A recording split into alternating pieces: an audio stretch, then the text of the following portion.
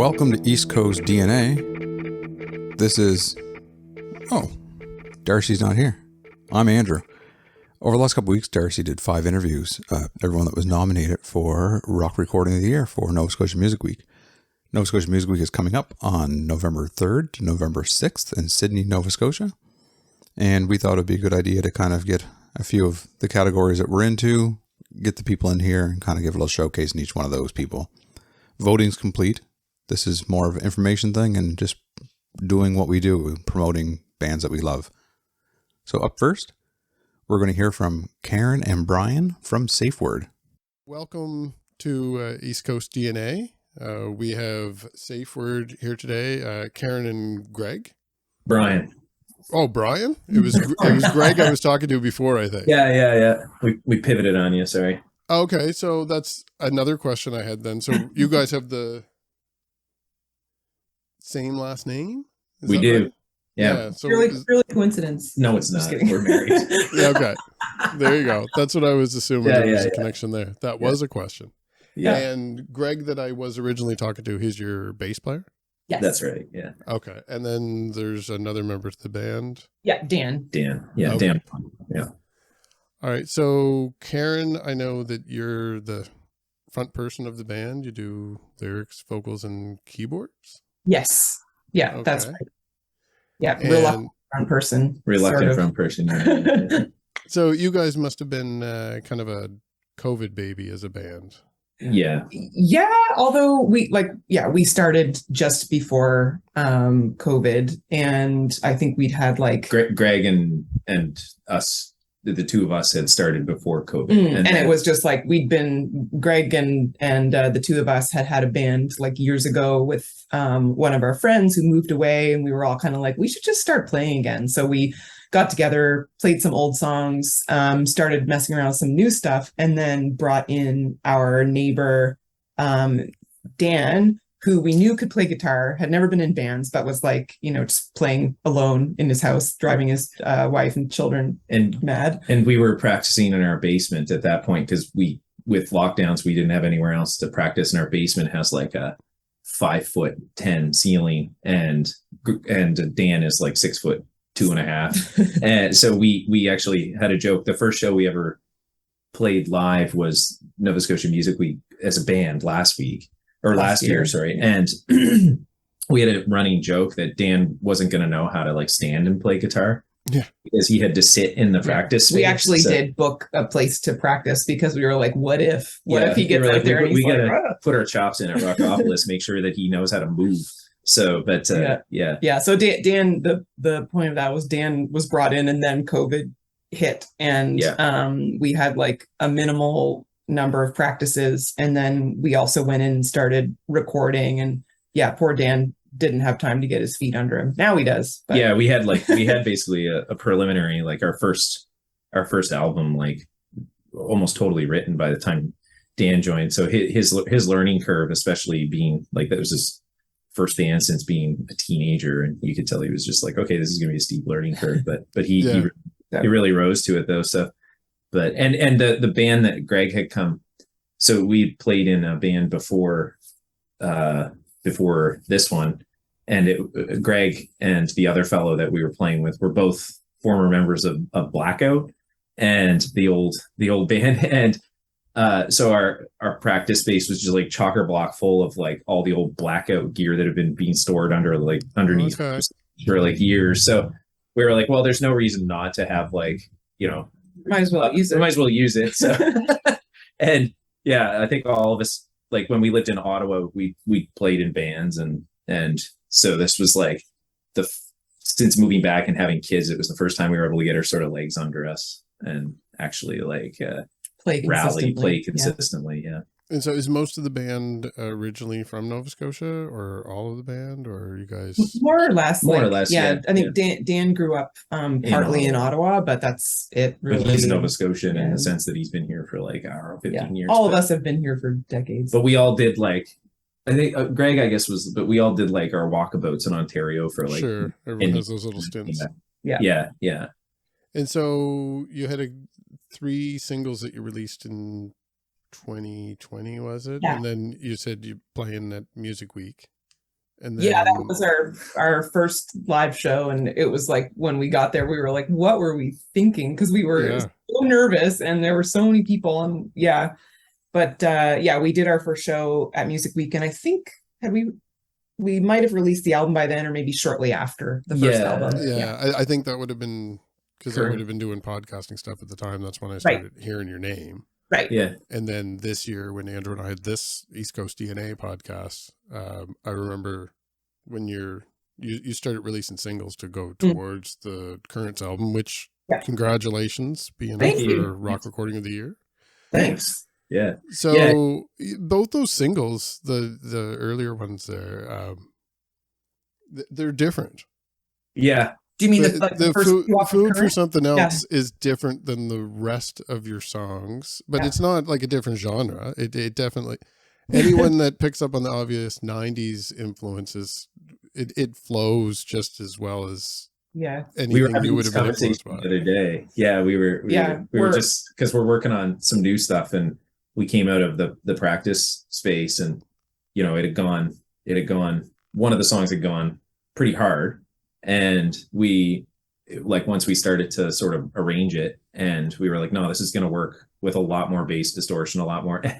And so there's like this funny sort of like amalgam of like genres that I think, you know, we've got, like I said, we've got a guitarist who like the lead licks and solos and stuff feel very sort of like 90s and Dinosaur Jr.-y, but then it's melded in with like, you can hear Greg's influence from like his time with like Blackout, and I played in some power pop bands in the 90s and the Halifax scene, and Karen's, because so much of the writing I think is synth and keyboard driven. There's a lot of like new wave influence in it as well, so you get this like weird amalgam of like, and we but then some, like, everything starts out more singer-songwriter, because I just write stuff on the piano by myself, and so I'll bring the guys these, like, you know, piano ballads, and they're like, okay, how are we gonna how are we gonna I mean, they're beautiful ballads, like, they're not bad. They're I like what they're happens great. to them. They're They great. like to throw a little bit of dirt on it and give it that's sort of it. Yeah.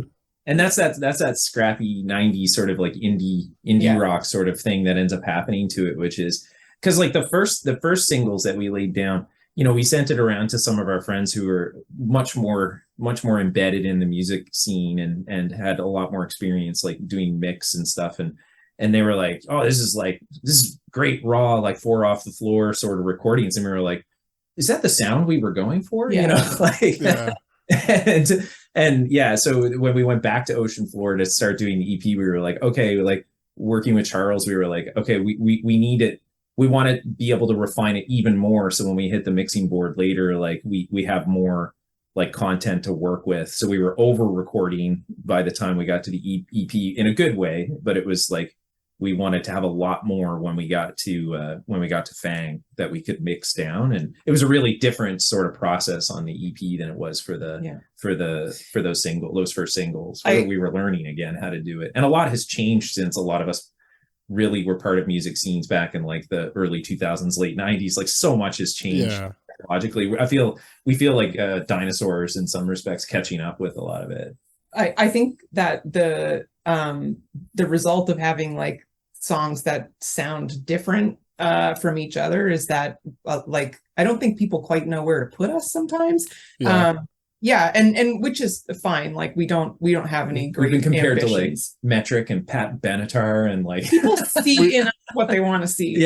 We need to create a new genre that's just called Nova Scotia or something, because it seems to be common with everybody here. Yeah, and what we've also heard is that just younger people, like, you know, we're older than a lot of the musicians that are hanging out at Music Week and stuff, but they just don't think about genre in the same way that we used to. It's liberating. I think so much of it is just because, like, you know, like we were talking about this with Charles. We grew up in the CD store where you had to know your genre. You had to know where you're going to go to find like music, and like what was on the shelf was like, if you were lucky, you could go to Sam's and they would have a bunch of stock local stuff that you could sort of like dig through to get into, like, you know, the art. Absolutely. That was my teenage years, was going to Halifax and going through bins and finding consignment stuff. Yeah. And I think like with that gone now, instead what you have is a bunch of like, you have like the Spotify algorithm, and it's driving a lot of like listening, but seems to genre cross in a way that like I think like the younger listener is just sort of taking on, and it's kind of liberating when you're like mixing and recording, because you're not worried that you're like, okay, is the listener going to be like expecting something and we're going to make them uncomfortable if we retreat back to like loungy ballad music here, like. Sure. Yeah. And now, Karen, I know you're the lyricist. The other newer single from the Currents album was the Dirty Fingernails that I was thinking of. I've had that in the car for the last few months, actually. Oh, awesome. Oh, that's great.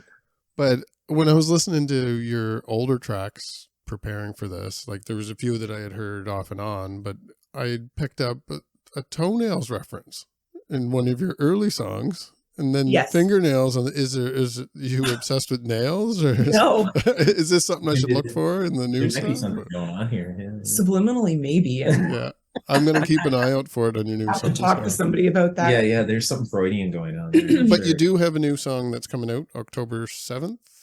Yeah. It's called First Last Thing, and it's kind of the like loungy, almost like yacht rock thing. Yeah. Oh, that so we- you are changing it up again. That was my follow-up Yeah. to that. little bit. Yeah. I don't know. I don't know how different it will sound to other people, but it feels different to us. And we kind of went with wherever the sound was going in the studio. But yeah, we like it. We think it's nice to listen to. It's also kind of loosely about like what might happen if Jeff Bezos makes it to like the gates of heaven and has to explain himself. Sure. But I'm looking forward to dissecting it a little bit. Yeah. So is that a hint that you have a new album coming in the winter? We have another single that's fully mixed down that like, we're just putting, and we were trying to decide which to sort of release first, and again, to the genre bending, like the second single that'll be coming out is different. It's got some lead E drums, like Okay. like sort of almost dancey. yeah, it's a little bit like Yeah. That's fun. EDM housey for the opening, but then goes into a very sort of rocky. So like, but we don't yet know if these are they going to add up to an album or what. Like we wrote 2 new songs, and we just thought, do we want to wait until we have 10 or 12, or do we just want to record these and keep the momentum? So we did that, and maybe eventually they get on an album, or maybe they just stand alone. And because that's something that we're trying to sort of figure out as we go, is what do people want? Because like, again, when we were coming up, you made albums because you had to pay the money to get it put on tape or CD, and now that that's shifted, it's sort of like, do we just do singles or A and B side releases, and then maybe do a compendium of them later It seems to be like, I mean, that's all shipped. I'm probably in your same demographic. I used to work the record stores myself, so I have that mentality. I like to see new singles. I feel like I'm getting an advanced listen, but I like to have physical media at some point if it's like a real solid album. I'd like have to some have cover a copy. art. yeah, absolutely. and that's like that was my coming of age with music, was that you would get an album and then you would like lay in bed with the liner notes and stuff. Yeah, and, really tear it apart, dissect it. just kind of obsess over it. And so I get that physical media stuff. I think that if we had a really big fan base that we could count on, and that we knew would do that, then we would invest in it. I think we are going to get tapes made for Music Week and just see how it goes. But yeah. So at Music Week, aside for, I'll have to keep an eye out for that so I can grab one for myself. But Cool. are you guys going to be performing there? I didn't really go through it's still early. I didn't go through all the documentation for what's happening. It looks like we have, it looks like almost, or maybe everybody in the rock category is performing on a single bill on the Thursday night. Yeah. Oh, okay. Yes. At Steel City, which looks really interesting. Yeah, it should be. Sounds fun. Yeah. Yeah, well, we're planning on being there, so we hope to catch as many shows as possible. I think now that I think about it, I think Greg maybe actually sent me the list for that night. Oh, good. So, Yeah. yeah. So it probably is most of the people that we're interviewing on this very episode. I do think Oh, so. that's fun. Yeah, I think that show's gonna have like that bar plus the bands. I think it's gonna have a real like sort of Blues Brother feel to it. So we'll Yeah, It sign out front says "Ladies' Night with Phil." yeah. So we'll. there you go. I think it's gonna be fun. I think it's gonna be because like it is promising to be a good time. We played a show recently. We've been part of a group of bands trying to open up the Woodside Tavern in Dartmouth as a new venue, and we played a show that just packed the place.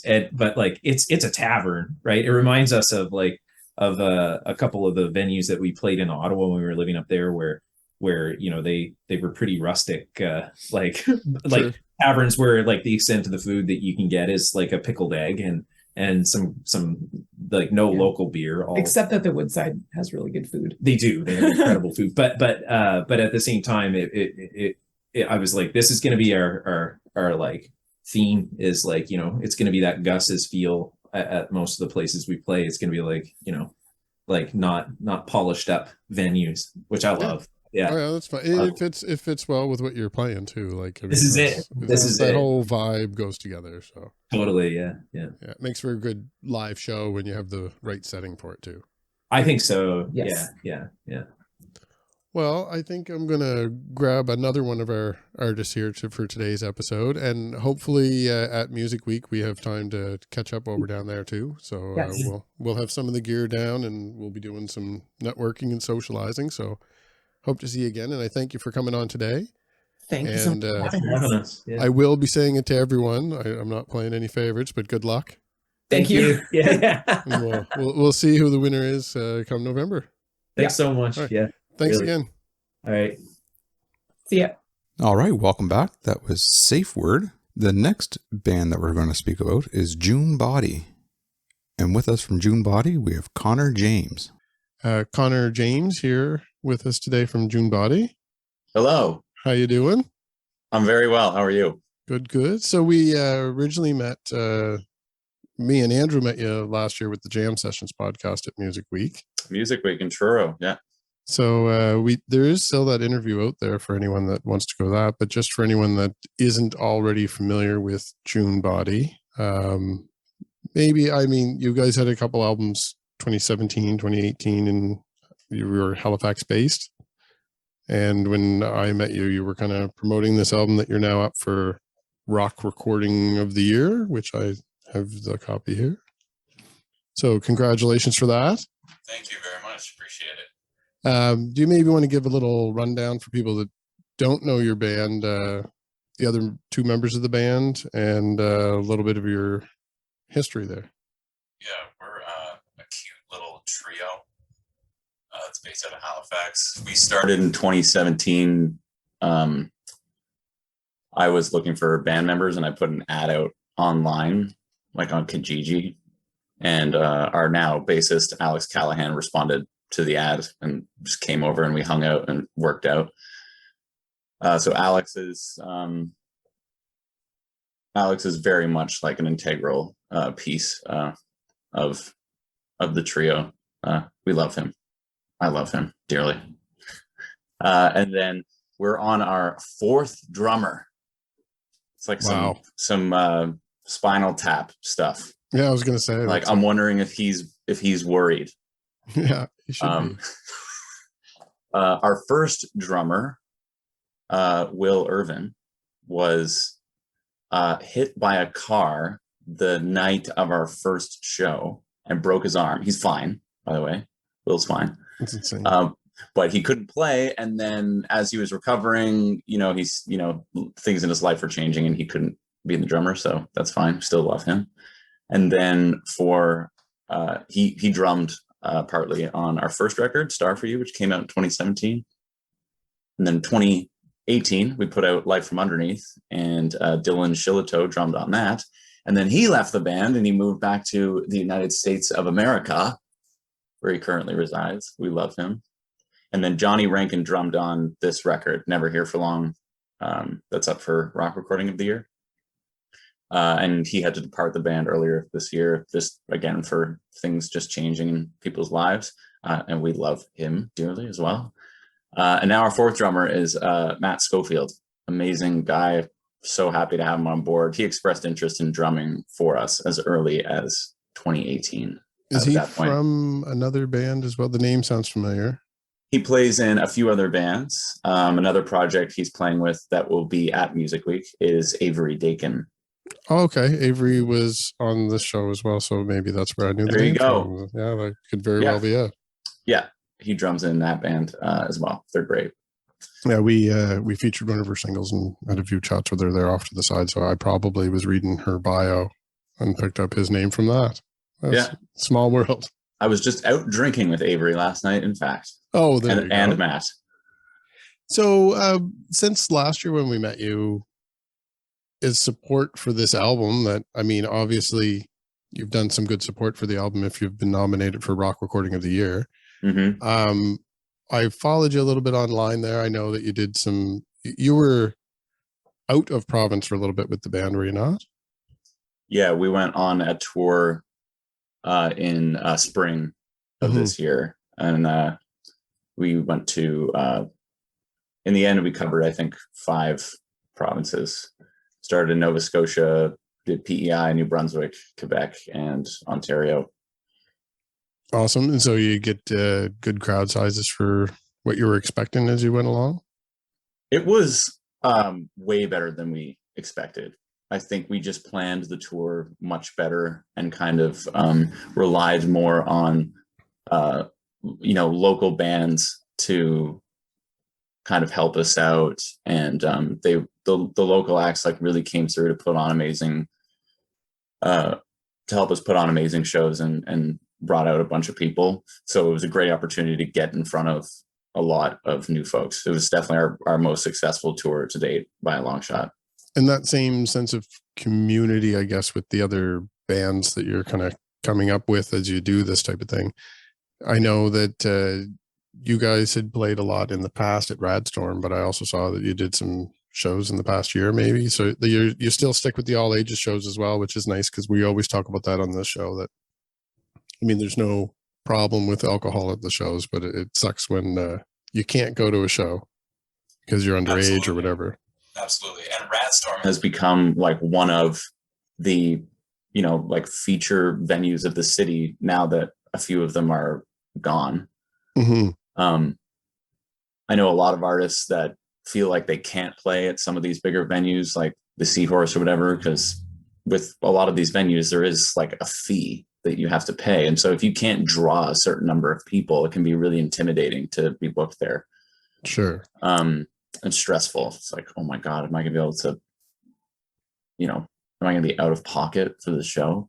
Yeah. There's that nice sweet spot of a new band looking for an audience can afford to do that show because they're looking for the audience. But organically, those teenagers in a couple of years are drinking age and the bands are becoming established. And so they play the bars, and that's where the bands are getting financed because there is a lot of money in it. I do get that. But it is nice to continually see the support that even though you guys are starting to get a bigger audience, you're still circling back and keeping that growth going at that level.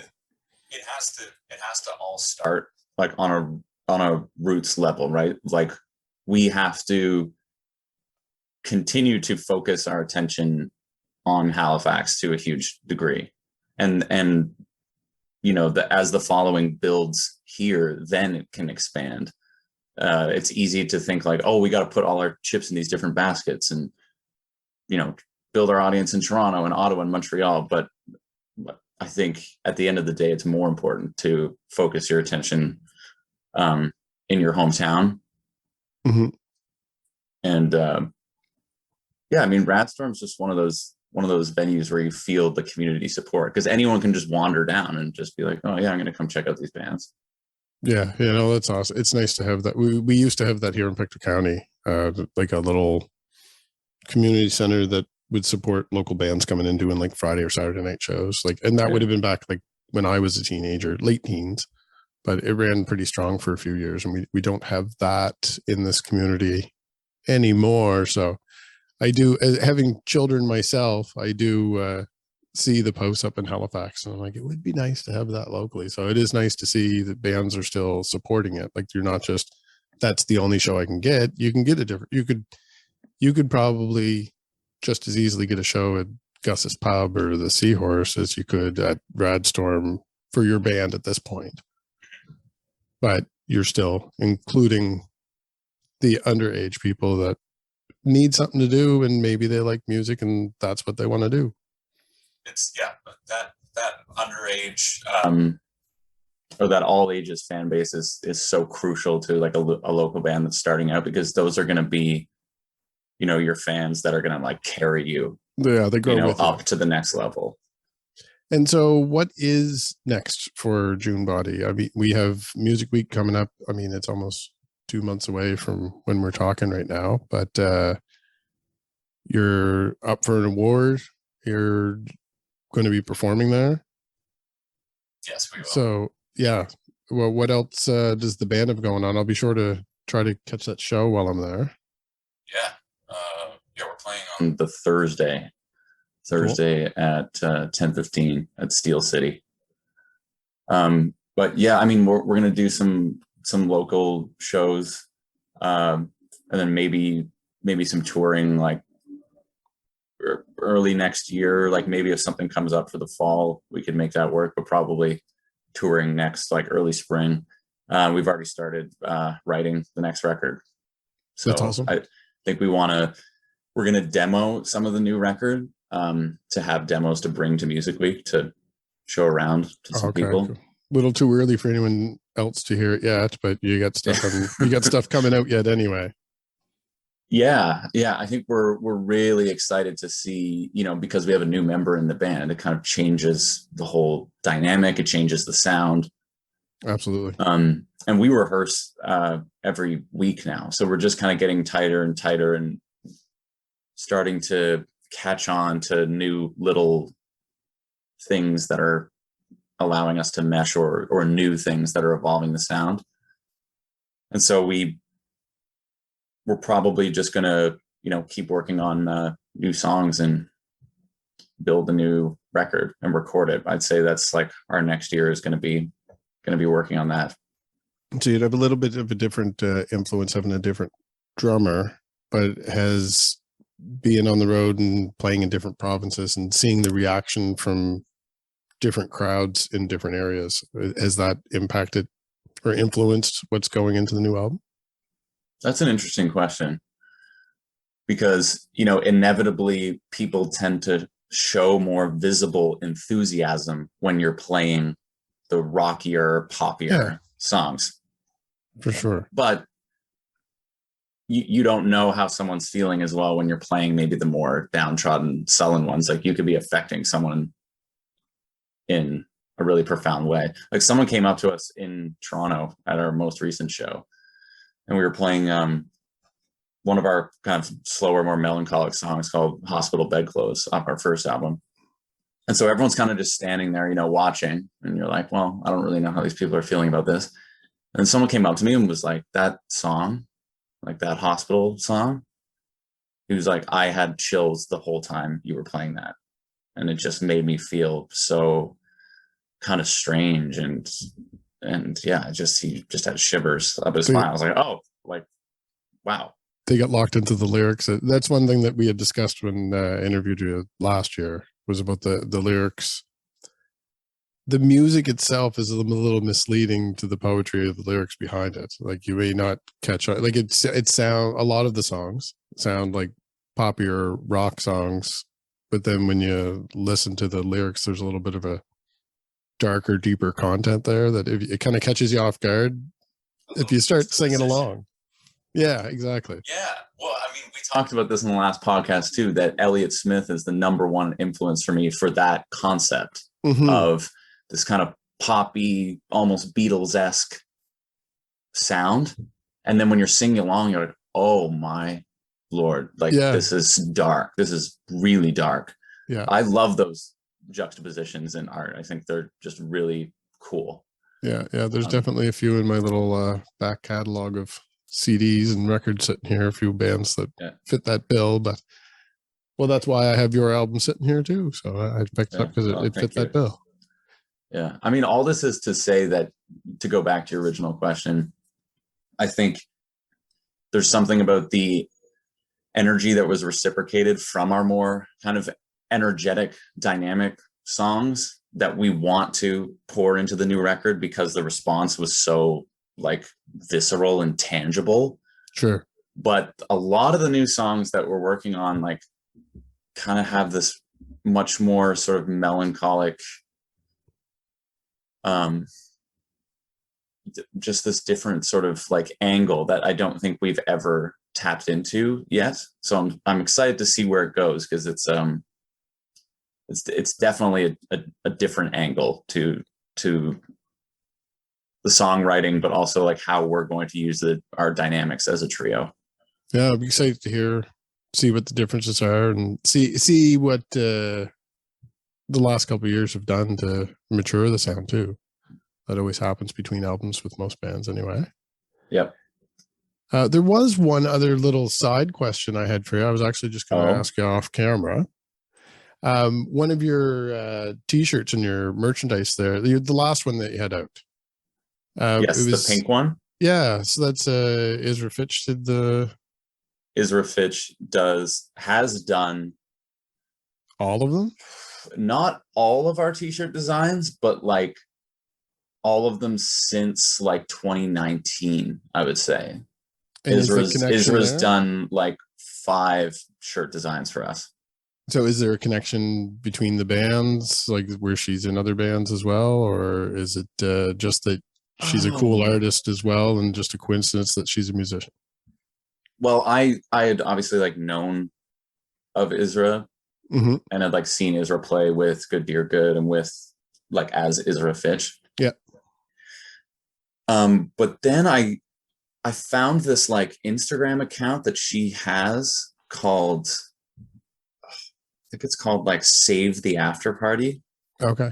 Or something like that. And it was all sort of this black and white comic book type sketch work. Yeah, I've seen her stuff in other places, like through her own social media, and she wrote a book years ago too, but I'm saving that for an interview. Oh my God, just such a multifaceted, amazing artist. But the reason I reached out to her in the first place was because like when I saw that comic book style, I had this idea for a long sleeve shirt where it was going to be like comic book strips down the sleeves of sort of like this storied image. Yeah. And then we put it out. It's a white long sleeve, and they're sold out now. Yeah, I saw a picture of it on Bandcamp or something probably. Yeah. If you flip through our Instagram, like keep going down, like you'll see it. It's just so cool. Like I don't normally like keep any of my own band shirts, but I was just so thrilled that like I have one, and I wear it, and I don't care. I'll walk around town. People are like, is that the guy from June Body wearing June Body shirts? By the time you put that much thought into it itself, it's a piece of art, right? Just like how when you have a physical album and not just a digital album, like there's a lot of artistic content that goes into the physical content of the album that has nothing to do with the actual songs. Like it ties in and thematic, but I mean that's a whole separate piece. So that shirt really would be its own piece of artwork, I suppose. I actually think that like album artwork and packaging and subsequent merch does have a lot to do with the songs. I personally think that because I see like colors when I'm listening to music, and a lot of those colors that I'm seeing are the colors of the album cover. Yeah. Okay. So my brain, if it knows the album cover, pushes those colors to the forefront like of my mind. So I think there are some albums that just have really weird album suit the music at all, and I find it really kind of jarring. And then sometimes it just fits so well that you can't imagine any other imagery accompanying the songs. Yeah, when you don't like it, you can't really describe why. And when it works, you just know it works. Yeah. It just does. There's this album cover. I mean, I love this band, but Built to Spill has, I think, the worst album cover ever made for an album called Ancient Melodies of the Future. If you go and look that up, the album is amazing. The album cover is, I'm so sorry, but it's terrible. I'm looking it up right after this. I have to. So yeah, come November at Music Week, we'll have to hook up at some point there. Absolutely. We'll be set up doing something with the podcast for sure. So if you want to stop by and like I'll to be meet there. the other boys in the band at some point there too, and I'll try to catch the performance. It sounds like everyone that I'm interviewing this week is playing the same lineup. So it looks like I'm going to be set up there for a little while as a fan catching. Yeah, I think they've intentionally stacked. I think 4 of the bands that are up for Rock Recording of the Year are playing one after another at Steel City on Thursday. It's Town Heroes, then it's us, then it's Safeword, then it's We Should Have Been Plumbers. So 4 out of those, I think, like Andre. I don't know when Andre's on. I don't know when Andre's playing, but not on our bill. Well, I'm going to be catching him again very shortly here anyway. Yeah. So I'll be happy to catch the rest of you as all back to back for sure. Yeah, it's efficient for me too. Yeah, there you go. Yeah, efficient and a good time. Yeah, they just did this for you. Yeah, I'm pretty. No sure. one else. I'm going to spread that rumor anyway. Oh yeah, as you should. Yeah, as is your right. Mover and shaker. Yeah. All right. Well, I'm going to catch another one of these interviews. And once again, that was Connor James from June Body. Some longtime listeners may have remembered us talking about some bingo early on. And this is the man responsible for it. Bruce Gillis from Town Heroes called in to talk to Darcy. How you doing, bud? Thanks for having me. So, first of all, congratulations on being nominated for Entertainer of the Year, because the rest of the interviews were just for the Rock Recording of the Year, but you guys had Entertainer of the Year as well. We did, yeah. We're lucky to be part of it, you know. That was the only public vote, wasn't it? For the... As far as I know this year, I mean, now I know ECMAs, they had video and Entertainer, but I think for Music Nova Scotia was Entertainer, but, you know, maybe the narcissism only focused on our category or something, but yeah, as far as I know, it's just the voting only was for Entertainer, and that's all up to the friends, fans, family, all that stuff, right? So, and the new album that you're nominated for Rock Recording of the Year, did that ever come out on vinyl, or is it only digital CD? No, just digital CD. We're still talking about it because, to be honest, vinyl is super pricey to kind of print and do. So I think you might see that come in a bit. Like we've had chats with people regarding that, and if there's enough requests or whatever, we might do small orders and do that. But not as of right now. It's just digital. And, just my compact discs. Right? Yeah, my shelf's missing a spot there now because I got the other albums. Perfect. So, well, thank you for having them. I'll save a spot for it. Evan. That's a big coaster, you know. If you have a big coaster of beer, right? Yeah, for big steins of beer. Totally. So I know. I mean, Mike gets a lot of press. He has his own podcast and everything, and then he had his own solo that was out this year and everything. Yeah, and I know he had Billy's Flick before he was with Town Heroes too. But what's your history? Like, you're there with him for the last few years with everything. Like even his solo, you were on that. Totally, which is kind of funny being on his solo recording and it's the same band. I actually, I think I did about 2.5 years. I played in Billy's Flick as well. So they had an original drummer. They moved away, and then they asked me to drum, and that kind of got me hooked. To be like, I love music up to that point, but I think that Mike and I kind of were we were roommates for forever from that point on. And then when bands broke up and tried other bands and projects, me and him just seemed to keep working together, keep coming back to each other by default, I think. Well, it seems to work. I've seen, different configurations for your backup players, but I've seen just the two of you together as well. So, I mean. Yeah, and we basically are the Town Heroes like duo. We were the duo, as you know, maybe you know, or maybe you don't. I don't claim it. Everyone should know our history, but we were a duo, and we still work on the tunes. Mike's predominantly the lyricist. I Like I always said, no one would want to hear the lyrics I write. It'd be like a nursery rhyme or something. Like if you want to put your small kid to bed or something. But as far as band goes, we do a lot of the production side together, and worked on all these albums for, I think I want to say Town Hero since 2009, and it's but that's kind of the role. I shouldn't. That's the ice machine if you hear noise in the background. So I don't know. It's kind of one of those things that Mike definitely is more the front man, obviously, and most front men are the ones that take the interviews and absolutely. And that's kind of why I enjoy being the drummer, sit in the back. So this is newish to me, but I like it.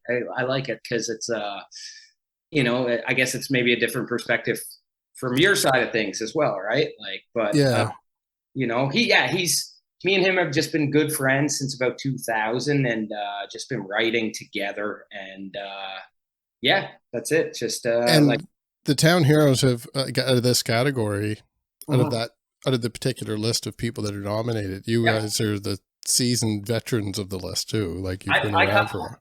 I like to call us the Cougars of the music industry. There you go. That's a good label. We're not 20 anymore. And you know what? And it sounds cliche, but we're just still happy to be nominated. We work hard at it, and it's like trying to stay relevant. And like there's always something new. Like Facebook that's kind of how we pitched ourselves from the get-go, and we kind of stick that way. We still have Instagram, but now we're like, man, we should figure out how the kids do TikTok, right? So it's always changing, but I don't think you guys are too far off with the stuff you've been doing anyway. And that's one thing I think personally, I think as a fan, that's something that kind of probably is keeping you guys relevant to a lot of people. That absolutely you're in their mind because you're doing social media stuff, and there's funny little videos and everything. So they get a lot of play. And I think you have to be honest with you. I think like through COVID and all that, maybe we'll get to that. I don't know what questions you got lined up, but it's kind of like that's the tool. The online is the tool to to stay out there. I mean, you can't tour 24/7. You can't so it's if you want momentum falls very quick. So it's takes a long time to build, and I think once you continue to build, then it's you got to keep going. It's because you're pretty irrelevant very fast if you just I'd said that I don't know if it was on the podcast or not. I had said once that everyone can get their 15 minutes of fame now. You just have to keep earning it to be relevant. Exactly. And it's I don't know, we do our best. I mean, sometimes throughout it, 99% of the time it's good. 1% you piss somebody off. It's the social media world, but we just we've had a lot of support just from, being active online and doing dumb videos. And we also said, if you can't laugh at yourself, then what's the point? Like our music is very serious, but at the end of the day, we're like, I don't know. It drives me crazy when people think they're really cool, because we're like, we are not cool at all. We're just two goofbags that kind of like make fun of each other, So. Yeah. Well, I guess that's in a way to everyone else. That's what makes it cool, is that you're just having fun. Right. So. Yeah, no, exactly. I think people enjoy it. And if they don't, well, sorry, we're not stopping. Right. So. Well, and not stopping. So you touched on it lightly there. During COVID, with all the lockdowns and everything, you were one East Coast band that did stay relevant. You were constantly online. Yeah. The isolation bingo was one major thing that I know. Like once I get into it, I was doing it all the time. Yeah. Yeah. And it's a nice community. Like everybody, like I made friends out of that. So. And we did too. And it's like Lunenburg, we played there 2 nights ago. And I mean, there was like 2 or 3 big tables of a bunch of people that we would have never known if it wasn't for that. So it's the bingo thing. Like I remember mentioning in the past about wanting to do like, Mike, we should do this goofy online bingo, but we were like, yeah, whatever, like before COVID. And then we never thought of it. And then COVID hit, and we're like, oh shit, like we have no gigs. No one has gigs. People are at home. People can't go to work. It was tough times for everybody. So that's kind of where we brought it out. And I had no idea that it'd make so many. I don't like the term fans. I like the term supporters. We've got so much support, right? Like, and maybe someone criticized me saying that, like, oh, you have fans. Okay, for sure. But it's support that we need. If you want to be a band, you need people to buy your merch. You need people to go to your shows. And that wasn't extremely the goal in bingo. We were just kind of like, let's just do something outside of the box and hope hope it goes okay. And it actually went far better than we ever expected. Well, and you used a lot of them. They were to raise money for charity too. Like, exactly. And we didn't know, like early on, we were like, how do we do that? We kind of just figured it out as we went. First few ones was nothing. And then we were like, there was a lot of artists doing like a tip jar and playing shows and for themselves. And that's a great thing because they had no gigs. And, so we're like, okay, maybe we could do that. But bingo, I mean, should we get, and then we're like, well, if this platform grows, then let's put it to something really good, let's not think of ourselves only in this situation. And it was actually overwhelming in such an amazing way. Of like Feed Nova Scotia, I think we gave them $8,000 that year or something, like where it was just like unbelievable. We thought maybe, we'll get them $100 here and there or something. We had no idea the generosity that our supporters, Yeah, you seem to have like a general a target as you were going into them. You seem to exceed them like everyone that I think I was on. So absolutely, it was just we were just as shocked. I mean, and then even after bingo, like 2 days later, people would be like, "Hey, I missed your bingo, but here's $50," and it was like, wow, like people. And that's the thing, Darcy, is that as you know, like people were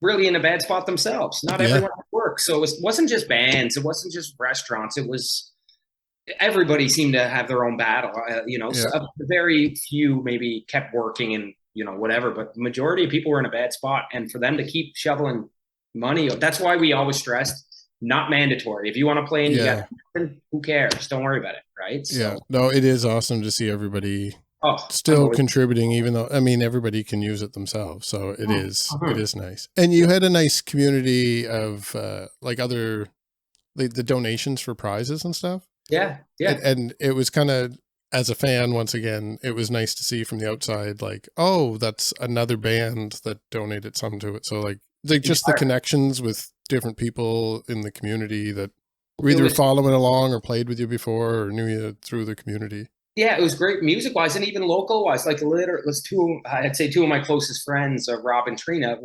Trina owns a clothing store, Room 152 in Dartmouth here, and she's an entrepreneur, same as we are as musicians, and she donated. And now, like, two of my closest friends, and it's like, it's really amazing that just, hey, let's have a, half in the bag hot sauce game of bingo turned into, her business supporting us and us supporting hers, and just and then it wasn't just her. I'm just saying that because I hang out with them every week. It's one that comes up. I can't even list them all because there's so many, and it's just like so many small businesses that were hurting got behind us, and now we're hopefully gonna try to encourage people to get behind them. And it's I mean, how was it for you? I know you're interviewing me, but how was your COVID? I mean, pretty stressful and a lot of there's a lot of isolation, especially towards the end of it was a little much. I mean, Dakota, you've met, and the people on the podcast know who she is now because she's been on a couple times. So she's back and forth. But I mean, the isolation was hard for a lot of people, but towards the end, it was worse for me, I think. But the podcast came out of it too, because it was something I was going to say, like, I mean, some cool things grew from this, right? Yeah. And much probably yourself would be similar, like what you're doing right now with this. There's a lot of musicians that would not be able to just comfortably sit down and start talking to the computer to conduct an interview, but you're doing it just like you're talking on the phone or somebody sat down for a coffee or something. Right? That's it's surprising me how, like, if this was 2 years ago and I was doing a video, I'd be trembling, I'd be nervous. I didn't know the difference. Like, I'm not an expert. I just mildly know it, but like gain and stuff like that. Like I heard the terms, but I didn't. I never touched the dial before. Cool now and again. Yeah, exactly. Yeah, but no, that's it. Everybody learned something from it, whether it was business wise, starting new projects, or just about themselves. Like, it was kind of a time to reflect. Oh wow, we're all kind of a disaster, and we got to get through this together, right? Exactly. So for the Town Heroes going in, I mean, anybody that follows you knows what happened at the ECMAs. Oh, we got swept. The vacuum cleaner bit was pretty good. Yeah. I appreciated that. Oh yeah, we had a blast, right? So, but now you're going to Music Nova Scotia. You'll be performing there, potentially Entertainer of the Year, potentially Rock Recording of the Year. Yeah. So do you guys have new material that you're working on, or like you've been touring a lot and playing around a lot? Totally. Right now, we haven't, like, we're just kind of after Music Week, it'll kind of be the new cycle starts for us. So, what we're planning on doing actually over the winter, because we used to tour in the winter, and now we don't because we had so many bad experiences of horrible weather, white knuckled.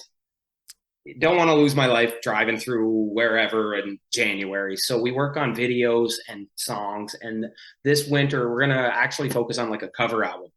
So cool. We're going to just do, just kind of covers. And while we do that, we're going to keep writing more original for probably next year, another original album. So it's, just things picked up recently. So we haven't had a lot of time to sit down and kind of start hashing out new tunes because we're like, oh, we got to play here, which is great. But once the weather gets shitty, as we all know it does in Nova Scotia. That's when we'll go to the basement here and start working on our versions of covers that people will either love or say, why did you ever attempt that? Whatever. And then, and throughout that, we'll do originals as well. But we're I think this winter we'll do an album of 10 cover songs kind of thing. So I wouldn't say that I was aware of you guys from your covers, but you had a few that you had done in the past. I think you had good traction on them. Yeah, and we did them a long, long time ago. So to be honest with you, we still currently barely play any. Like we do Helpless from Neil Young, and we don't even know which ones will make the cut. It's kind of like you record so many, and if you're happy, great. If you're not, nobody should ever see that, whatever. But we still don't even know exactly which ones. It's just kind of, we're going to sit down and say, I like this tune, like this song, and we've done this years ago, and we'll see what comes from that, right? It comes down to having fun again, so that it's not a stressful thing. It's something you're enjoying. Funny you mentioned that, because Mike and I, we go through our chats of we stay in touch every day, talk music, and that was our last conversation. Is not that it wasn't fun, but we're our priority has got to be keep it fun, right? Because it gets stressful. It doesn't matter what you do for a career or whatever. You have good days and bad, and we said let's just focus on, if it's not fun, shut down practice.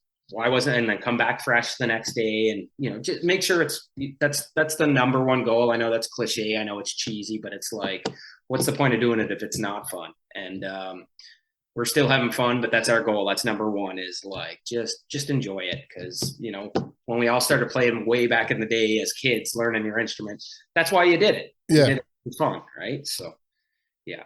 And so for you're a duo, but you also have a 4-piece. Yeah. So I'm going to do something kind of strange here for anyone that's watching. I'm going to get you to talk a little bit about the other two members for a minute. Absolutely. But I'm actually going to walk away for a second while you're talking and jump back in. Oh, nice. So I just shit talk them the whole. I'm just joking. You can, yeah. I'm not editing it. That's Andrew's problem. You're going to the bathroom, aren't you? You just tell me to go to the bathroom. I got a guest. I'll be right back. Do your thing. So just talk about the 4-piece. Yeah. Awesome. Cool. Sounds good. Well, our sessionals are Tori Cameron and Zach McLean, and I want to say Tori's been playing with us now for about 6 years. That's also making me feel like an extra cougar in the music world. But we kind of started off as we were the duo and we wanted to, add members. So we hired Tori first, and then Aaron Green. He's a sessional with us off and on. But then when he got too busy, we got Zach. And Zach came, I think his first shows were in, Zach's first shows was in Germany with us. And that's when kind of Tori and Zach met, which is kind of funny because they've been dating for X amount of years now, which is lovely to see. So because of the Town Heroes, they have a romantic relationship. And but yeah, no, they're our sessionals. They play most of the gigs. I mean, Mike and I will still play as a duo, but when they're available, we'll play with, as many shows with them. And they're just lovely Cape Bretoners and fantastic. Like me and Mike kind of laugh. We're like, why are we hiring them?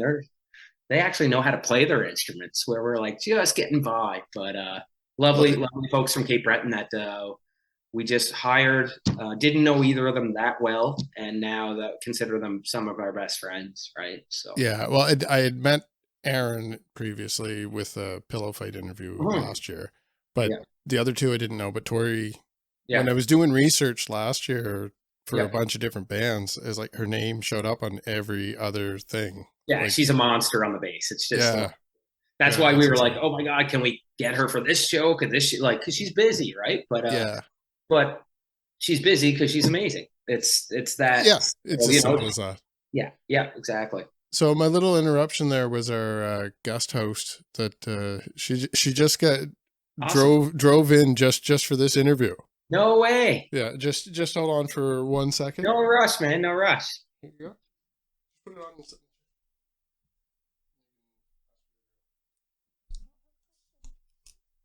We got a new host. What's going on?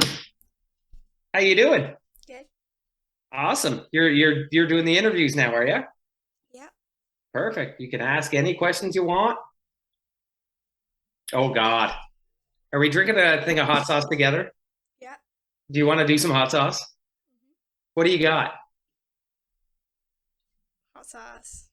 That's amazing. Okay, I'm going to grab one. I'm going to put a little on my finger. Give me 2 seconds.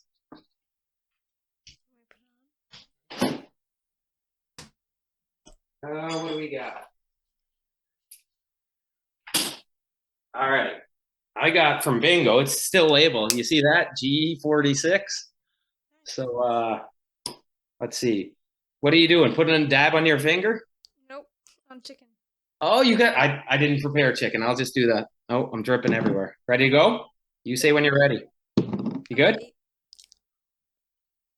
Oh. Is yours hot? No. Really? Oh, wait. Yeah. No. Some of the oh, you've got the milk and everything. Some of them are I need paper towel. There it is. I love that I finally get to witness someone else dying from hot sauce because I've done it all the time. As you,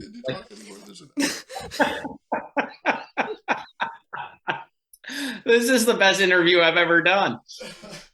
I can't breathe. You're gonna start burping now, right? Oh yeah. Okay, you ready for my I'm question? good. Absolutely. Okay. What's your favorite animal? I'm basic. I like a dog. Dogs are cool. They're just the happiest creatures ever. Did you just say dog? Yeah. Did you mean cat? No, I have cats, but cats are sassy, you know? So they'll either love you or they'll scratch you. So I'll go with dog. Why? Is cat yours? No, but cats are really cool. They are. There's one here. His name's Getty. He's just hanging out by the window, and it's kind of why he's cool. Is he doesn't care that I exist right now. He's just looking away and whatever. But yeah. Do you ever give your cat hot sauce? No. Well, don't do that. I was going to say you should, but definitely don't. He likes. Oh. Oh, good. He likes to eat turkey bacon and some yogurt. Nice. Yogurt. Yeah, they'll lick yogurt forever. Peanut butter too. That's a trick. They'll lick a spoon of peanut butter till it's all over their fur. Right. I've never gave my cat peanut butter just in case they're allergic. So you're smarter than I am. I don't think of the consequences, right? But so a cat is what's your all-time favorite animal though? Is that your all-time favorite? No, foxes. Foxes. That's random. Sweet. They're cool.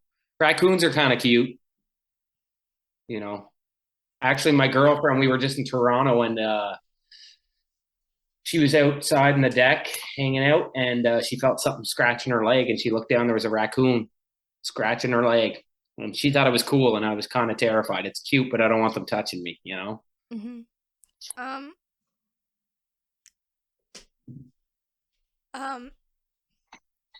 Hot sauce. That's what it does. See? I love it. I love that someone else is choking on hot sauce and not just me. Well, congratulations. Thank you. We got some. What's that? Okay. Well, bye. See ya. I hope you get through the hot sauce, right? Thanks for doing that. That's amazing. I have to give credit. Her mother actually dropped her off for this, and I'm sending her back. So with the hot sauce, right? Yeah. I'm not even joking. Like, that's the thing. We always ask people to take hot sauce or whatever during bingo, and you hear them say, "Oh, I did it, and it was painful." But finally, I got to witness. You're actually seeing it in play. That's amazing. I'm super, super happy it wasn't just me. And I haven't had it in a while. I just had some Inferno Sweet Fire Jalapeno Drizzle. Oh, there you go. And I got a hair hanging there. Look at that. And it was terrible. I don't miss it. I don't miss it. Yeah, once you start getting into it, you build a little bit of a tolerance, and then you just want to try all different things. It's kind of like me saying momentum drops when you don't keep it going. Yeah. And it's, then you're toast. And that was painful. I'm not going to lie. It was, my mouth is still on fire, but whatever. I'll get it. There you go. Yeah. Well, I guess coming November, I'm probably going to be, I think it might have just been Andre out of the 5. With the 4 other nominees are all on the same bill one night. Yep. Oh, really? Yeah, so that's definitely a must-see show for me, and hopefully Andrew's tagging along there too. For absolutely, I'd be lying. I looked at it quick the list, but I got to download the schedule because I want to.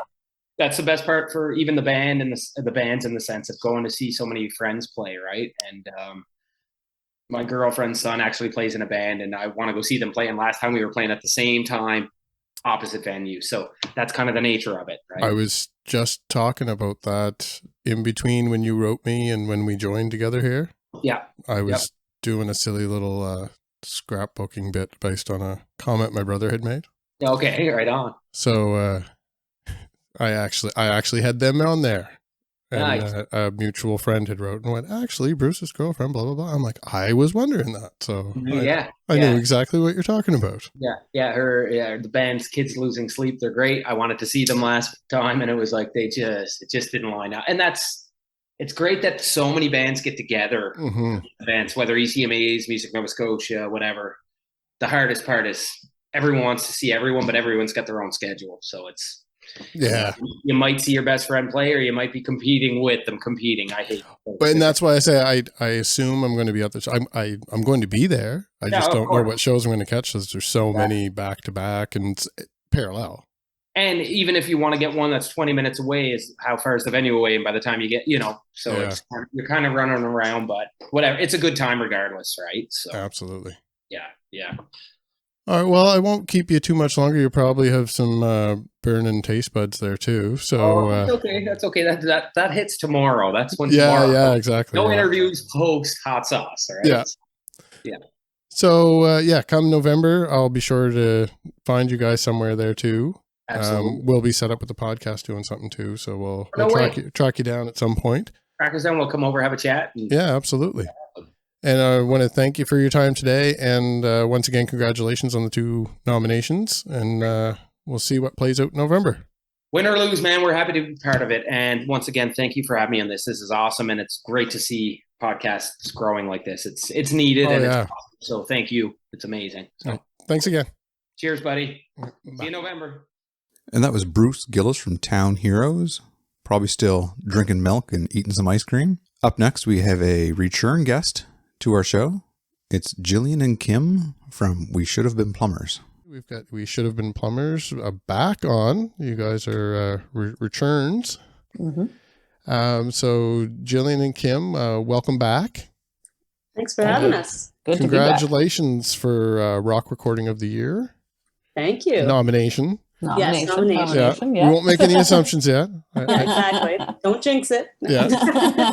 I told everyone I'm not playing any favorites through, but I guess the votes are already in as of this interview.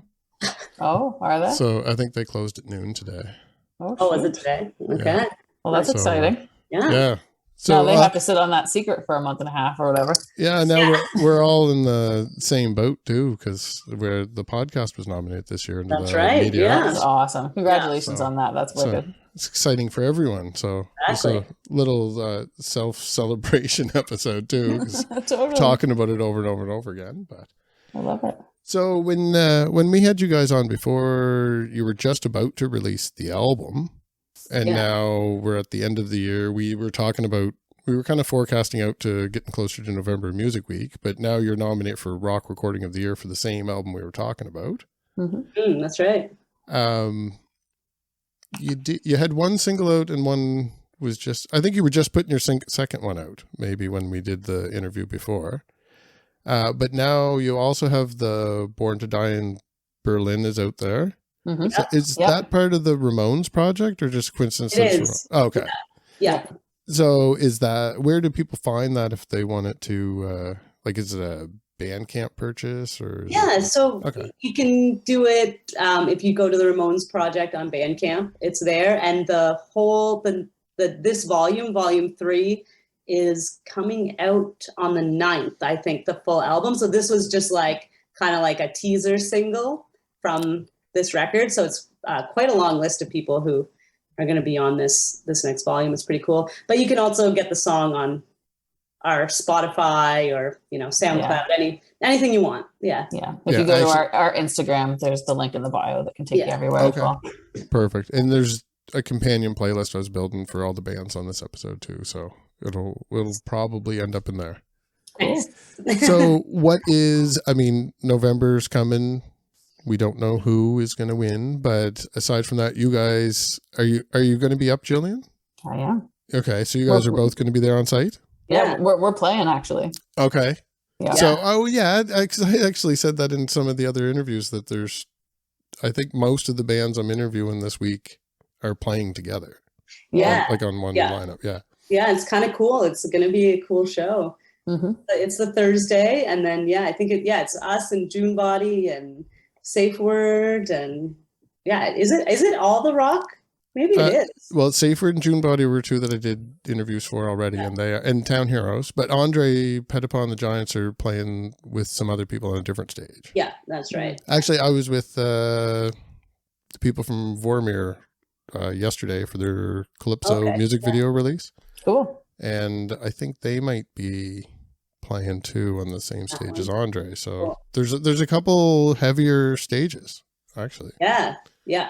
That's kind of a question I had for you too. So you guys know, because I've talked to you through the podcast and a little bit outside, that I like what you do, but the Ramones cover is a little heavier than the other We Should Have Been Plumbers stuff. And where you're both, I know you both from Like a Motorcycle, and you're playing a stage with all these other rockers. Is the live set going to be rockier? I don't know how to phrase that. That's fair. That's fair. I mean, I think it's definitely going to be loud. Yeah. And I think we know, especially being grouped in for rock recording specifically, I think the kind of show people are looking for. And I think for me, I can only kind of comment for me. We're still in the process of building what the set's going to look like and stuff. And we have to we just behind the scenes kind of assembled who's going to be in the band this past week. Maybe we'll keep that under our hat for now. Yeah. Cool. But I think because we now have a couple of songs that are little that could be done a little heavier, we'll build a set so that it's pleasing to hear at a rock show for sure. Sure. And I did find, when I interviewed you before, speaking of people you were playing with, Sean doing your drums when we talked about before, and I couldn't place why I knew the name. Yeah. Just about 6 weeks ago or something, I was at a party with some friends, and I was sitting chatting with a guy, and we were talking about everyone that he's played with. I don't think he plays right now, but Sean was his drummer once. So, so I'm like, oh, that's why I recognize the name. I wasn't relating friends with the podcast and seeing the connection there. So that's cool. Yeah, it was kind of interesting. Got to the bottom of it. Yeah. So do you guys have new recordings that you're working on too, or you got to focus on doing this because you were a COVID band, so it was kind of a remote thing. So this live thing is really a whole new. You've achieved a lot without having the live show, which is contrary to everything I've ever said on the podcast, that everyone has to play live to make it now. Yeah. So you've achieved that goal without playing live, and now you're saying you're working on that performance. Yeah. Is that the main focus, or Is there going to be more We Should Have Been Plumbers recordings?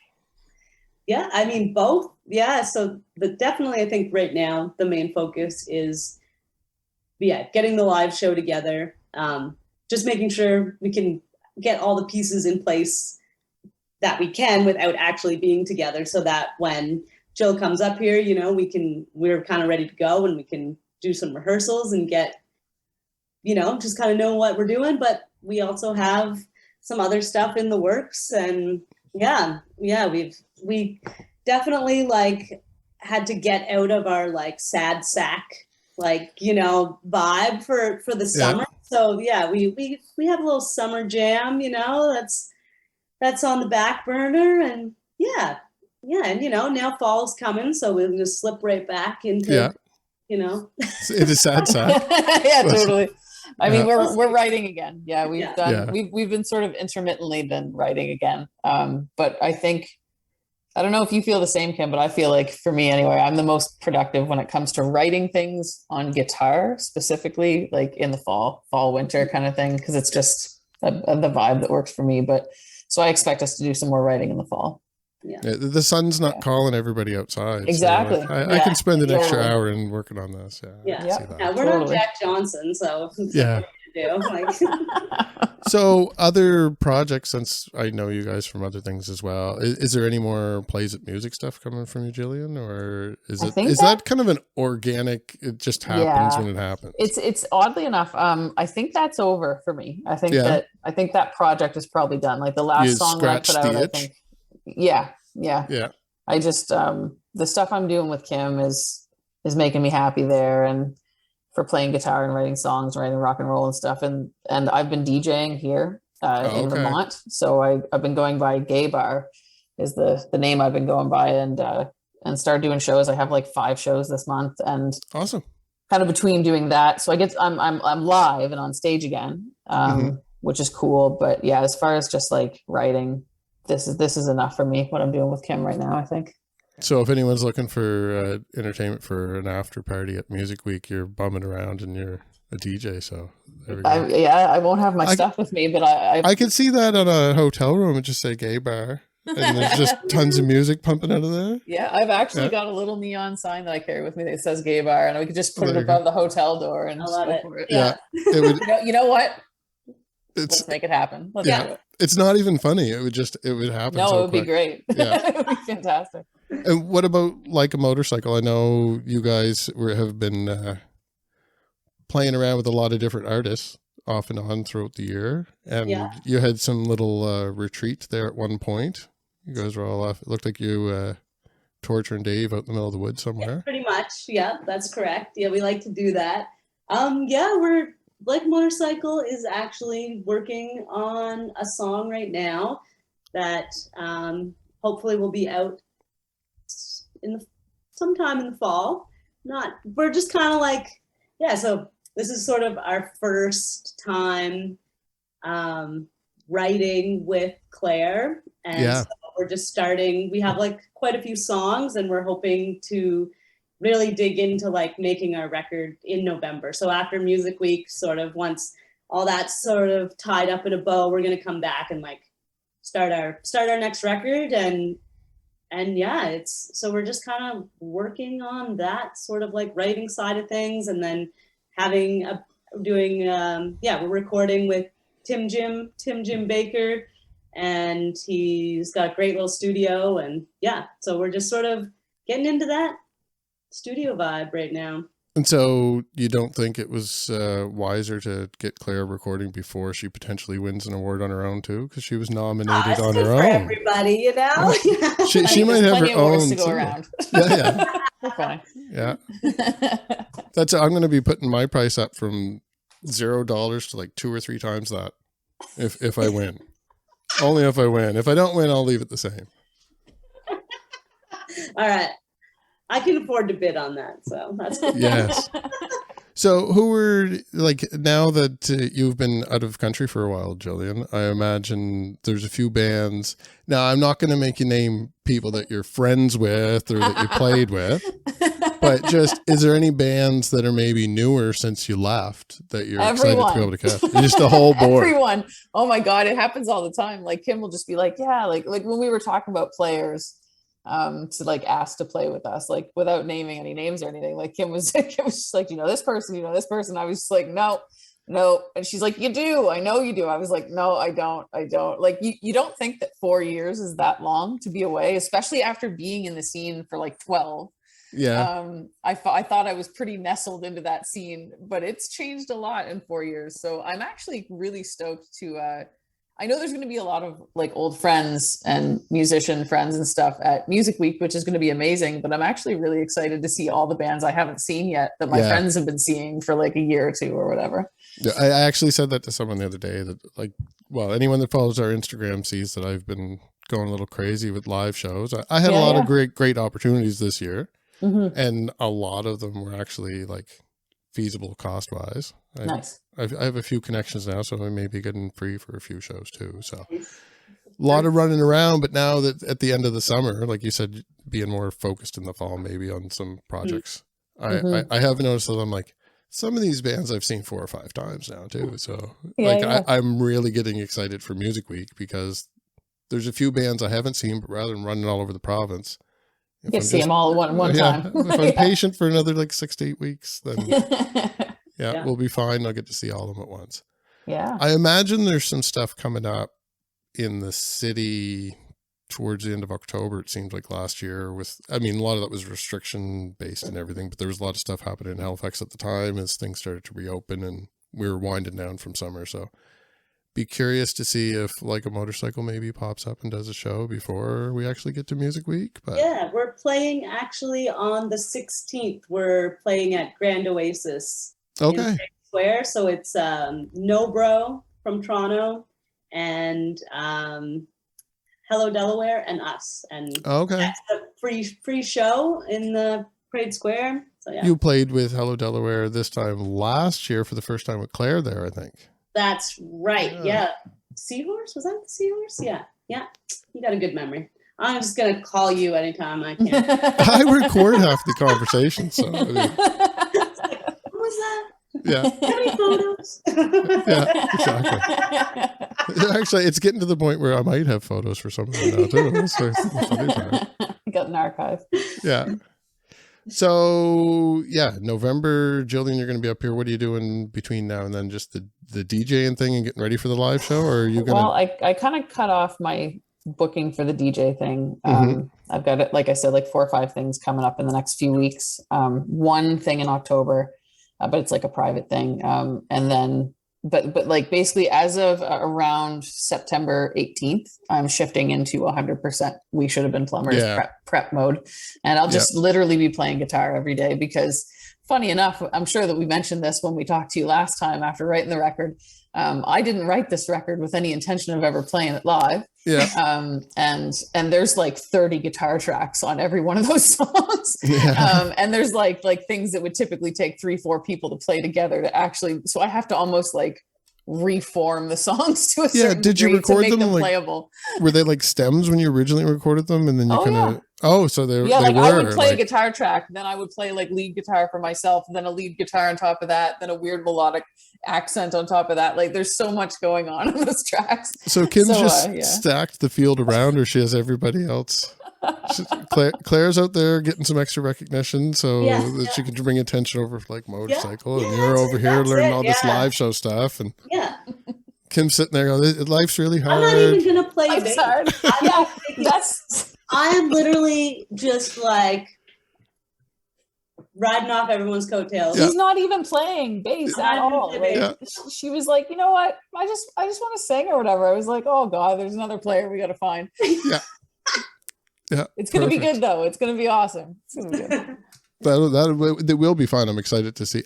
I don't even normally I'd want to pick your brain after I hit stop, but I don't even want to know who's playing. I want to wait and see if I recognize them all. Have it be a surprise. It'll be fun. Yeah. Now that I know that you weren't sure who they all were, Jillian, too.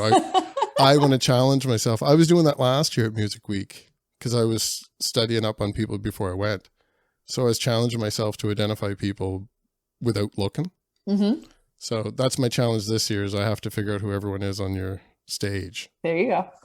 Hopefully it's not too difficult, but we'll try it. I think you'll get there. I think we'll be all right. I think you'll be all right. And Totally. do you guys know the Sydney area? I'm not as familiar. I mean, I feel bad being a Nova Scotian that doesn't know Yeah. Cape Breton, but We know it well. We've played there a lot Yeah. over the years. any recommendations for it? Because I'm assuming that at this point in the episode, people are probably like over an hour in, and they've been watching all people that have been nominated for the same award.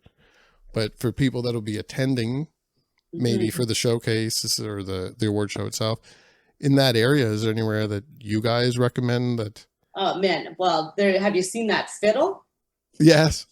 Is that right outside the hotel where the venue is? Like the main Yeah, it's event? outside of like, I think it's maybe like a convention center. So they usually do have shows in there. Yeah, I'm gonna have to get a picture. Yeah, you gotta of check it. out that fiddle. It's Yeah, huge. yeah. That I know that's one of the. What do we have in Nova Scotia? The fiddle and the blueberry and. Oh yeah, we love that blueberry. Did you know that blueberry doesn't have arms anymore? Somebody take them? That makes me sad. Yeah, I love that blueberry. Arms. Now he doesn't have. He's got no arms. Was that before or after Jillian moved? Oh, She might have them down there. Are you insinuating no something? arms thing, I think. It'd make a cool rig for your DJ gear. You could It would just be have the little something. It really arms. would be. Him arms holding on it up. the- Yeah, totally. Yeah, I would like it. Yeah, my only advice if you're driving down to Sydney is make sure you stop and take a picture of the lick a chick. Everybody likes that. Yes. Yeah. Yeah. I see those pictures all summer. But as far as Sydney goes, like I think like I always enjoy hanging out at Governor's. Yeah. But honestly, like when you're there for Music Week, like it's cool to doesn't check out matter. Sydney. Like you're just going to be at the hotel, hanging and partying and having fun. So Yeah, exactly. yeah, totally. Oh, it should be fun. All right. Well, I won't keep you guys too much longer. I know, Jillian, you had something else to get to. And like I said, you're number 4 of 5 interviews here too. So, Totally. all right. Thanks for coming on again. And, well, congratulations on the nomination and good luck. Also with you. Thank you. And thank you. And hopefully we'll run into each other. I'll probably reach out to you guys before we actually all land on site because there's a few of you that I know now. So Yeah. Hopefully we get a chance to hook up somewhere. That'd be great. Absolutely. All right. Yeah. We'll see you at the show. Yes, great. Thank Thanks you. again. Bye. Thanks for coming on, girls. That was We Should Have Been Plumbers. And our next group is Andre Pettipas and Mark Cosh from Andre Pettipas and the Giants. No strangers to the maritime rock scene. Hello, welcome to East Coast DNA podcast. We have Andre Pettipas and Mark Cosh. Marcus Cosh, Mark S. Cosh, Mark Cosh. Mark S. There we go. S for Steven. Steven with a PH. He's got a PhD in music and drumming. The D stands for drumming. There you go. Perfect. Hey, Andrew actually worked a D joke into our last episode, so now we have a common D joke theme. You mean a denominator? Yeah, there you go. Common denominator. 30 seconds in, and we've already got the D twice. Pun City. I love it. Well, I have to give a shout out to Krista because she's definitely going to watch it, and her and I trade puns every day now. So Pure punishment with Krista and Darcy.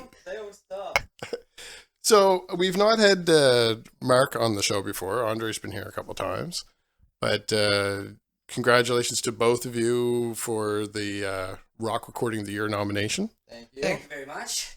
Maybe Mark, if you want to start to give a little history of you and the Giants, and we've covered a little bit with Andre before, and we've talked about the band itself. I was gonna say, yeah, probably told how we met and stuff like that then before. Yeah. So.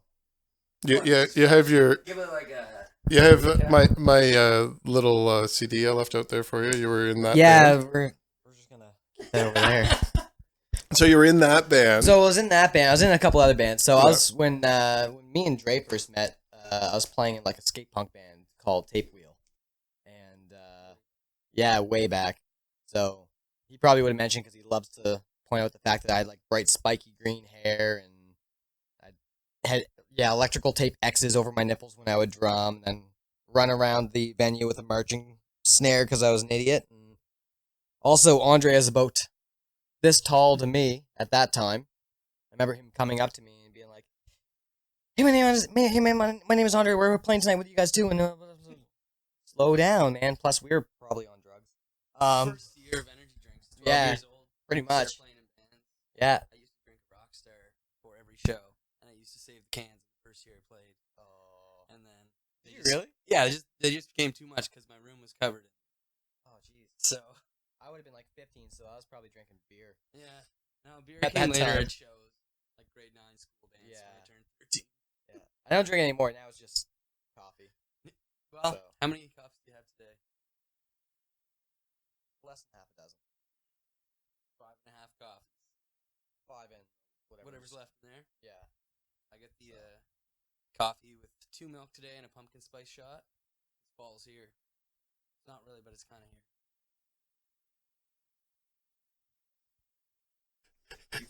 It's close. We have all the marketing up for it. So speaking of marketing for the fall, then, since you're nominated for Music Week, you guys do have a set that you're getting ready for Music Week. You're on the list with 3 of the other bands that we interviewed for this episode. Oh, awesome. So yeah, you guys are playing back to back too. Oh, cool. For the 5 Rock Recording of the Year artists. I don't know, maybe you guys are not the only one that's not on it. We are playing at the ballroom. Oh, so you're the one that's not. We're playing at 1 a.m. Saturday night. So you can come hang out with me and watch the other 4, and then we'll go over and catch your show, and we'll bring the other 4 bands over. Yeah. That's the plan then. Yeah, that's definitely the new plan. Sounds like the plan. And we're used to having like an earlier slot, so I'm kind of stoked that we finally get a ballroom slot and at 1 a.m. on a Saturday. So it's good they gave us one of those ballroom blitzes. We should actually play that. All right.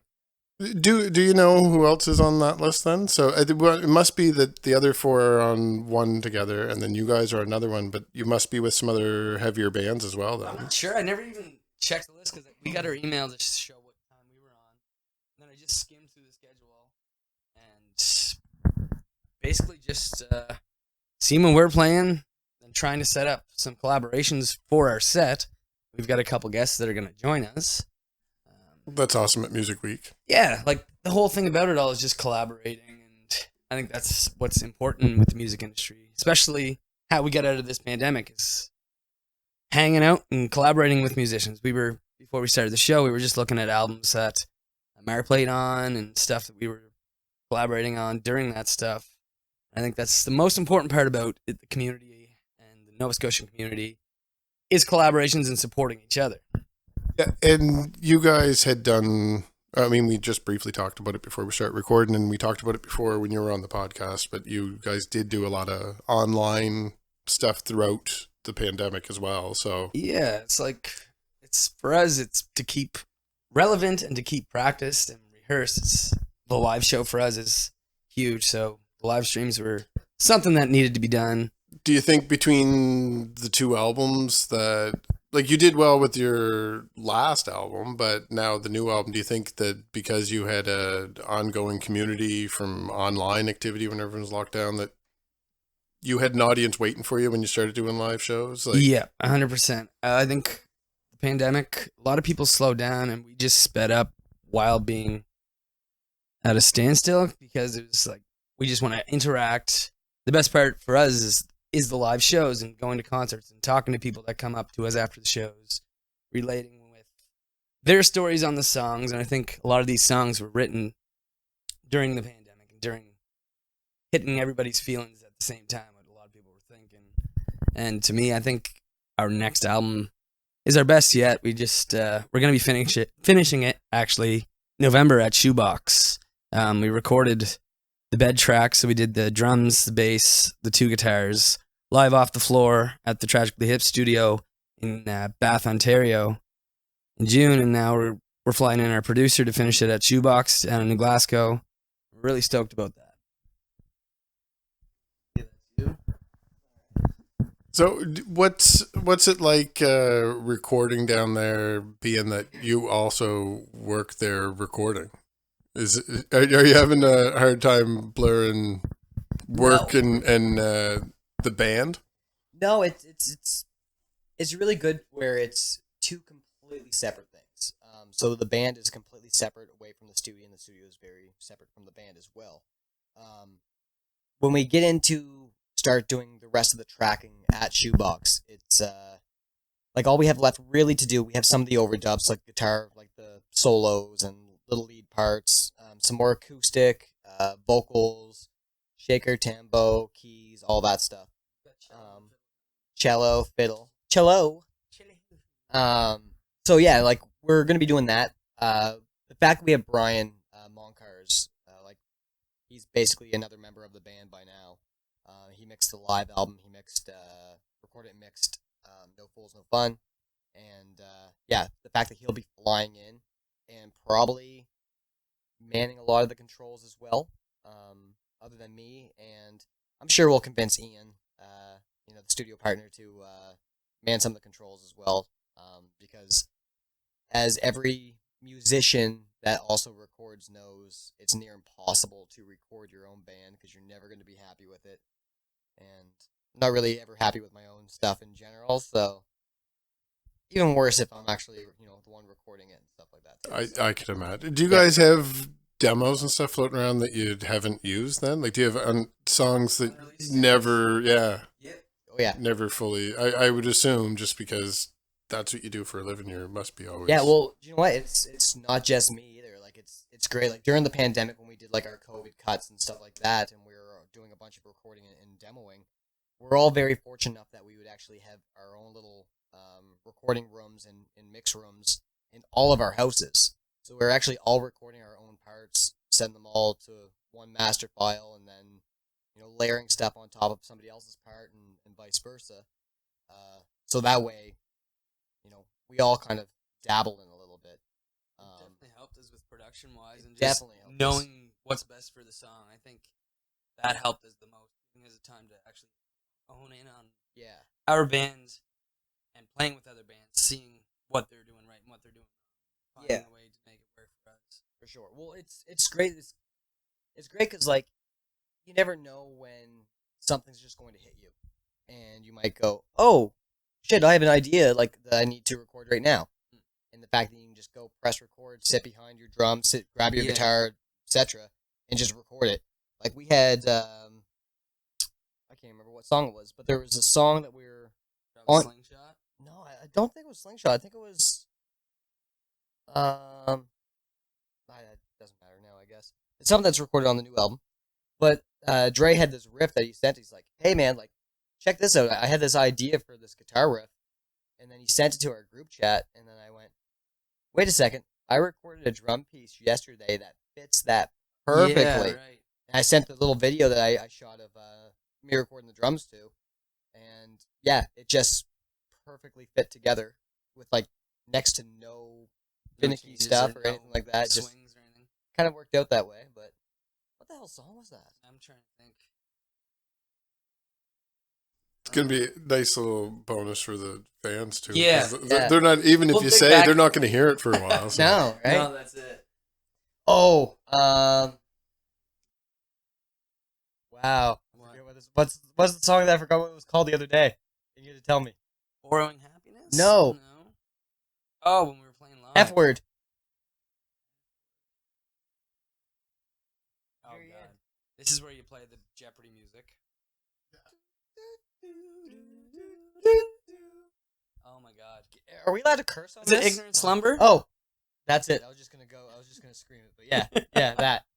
So Ignorant Slumber, that song. The guitar riff for it, he sent, and I already had the drum riff or drum beat, I guess you would call it. Already recorded and sent it back, and yeah, that was the beginning of that song. And now, Travis and John, are they? Like, I know I see they're not here. I see you two all the time. Those two are not here. So are they in Antigonish or? Yeah, so yeah, they're both in Antigonish County. Yeah, Travis is in Linwood and John is in Lower Springfield. Not convinced or confused with the Simpsons. Normal. I always said St. Andrews. It is down St. Andrews Road, but go to Lower Spring. Oh, I just still say he's from St. The whole Andrews. thing close to Goshen. No Ocean. No. Yeah, those guys. So are they able to do the same thing? And they can record home and send it in and everything, and then so that's good. It's super because convenient. years ago it would have been. I mean, probably even before COVID, for the most. I mean, the technology was there, but for the most part, people would be like, "Well, we need to wait until we can get together." Well, that's it. And bang it out for an afternoon or something like. With us, it's been since we were able to get back together. We're like, boys, I have a song idea, and we're not waiting. Let's just jam it out, and see what we come up with, and guys, do that. Because the thing with our band is like we're all just best buds, and you can come in a room and we can think of something together very quick. We know each other's nuances. It seems like songs will just come together quickly, and at times we'll struggle with a part, and we'll just come back to it. It won't be like beating a dead horse. It's like, okay, we're not gonna think of it tonight. We'll come to the next rehearsal, or we'll go through another group of songs and come back to it at the end of the night. I noticed too that the last, I don't know, 6 months or something, a couple times anyway in the past, you guys recorded covers with other musicians. Yeah. Like Elise and Leah. Yeah. Like, there's been a few people that I've seen you do stuff with on stage, which it's common everywhere, I guess. But I mean, on the East Coast where everyone kind of knows each other, you do. If somebody's in the audience, they almost always ended up on stage. I think it's like an unwritten rule with musicians. Yeah. If you have one of your friends there, it's like, well, let's bring it to the party. Yeah, absolutely. You're up to singing a song. The other night, Leah and Nikki from Sweet Serene, they popped up on stage with us for 2 songs, and we never told them. They just got there. I'm like, all right, I need a mood change. You guys come up, let's have some fun. And I think sometimes it takes in someone's different energy if you're having a different night on stage, or if it's just you just want something to give a little twist onto the show, call up a friend, and then I think it flows cool that way too. It helps when all of your friends are just kick ass. Well, yeah, you guys all have.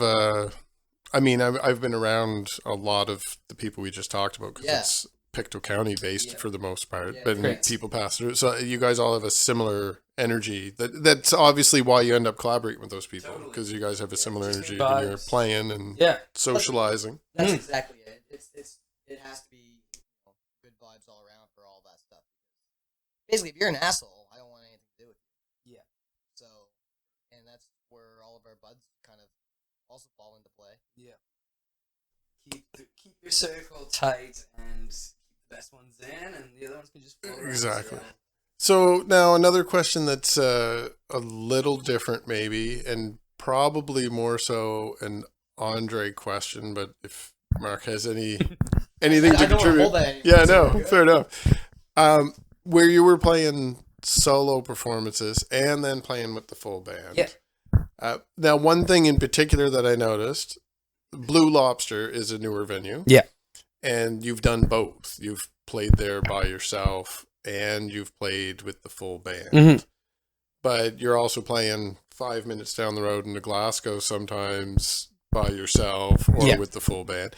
Do you notice any difference between the venues as far as the people that are going to come out, or does it make a difference on whether or not the band's there? Like, it's honestly, I did hear somebody yell, sporadic. "I love your drummer," the last time I saw you out playing. So, I mean, that could have something to do with it. Yeah.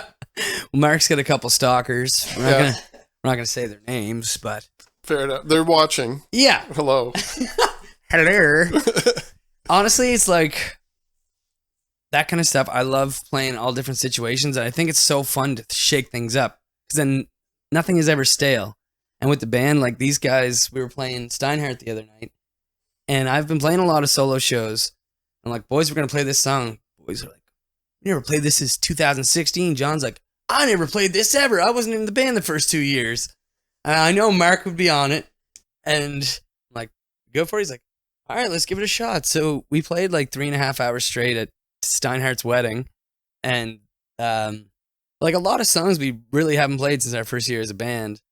And for me, it was like dig right in the back of the head. Let's see if we still got it in a pinch, because we kind of did it as a favor, and Thomas was a good bud of ours and helped us out over the years. We recorded our first music video at Steinhardt Distillery. That's probably, out of the performances I've seen you guys at, that was my favorite for the venue and like just the whole, because the sun was still out, which man. usually kind of puts a damper on a lot of shows. But I don't know if you can see my nose. It's not as bad as it was, but it's pretty beat up.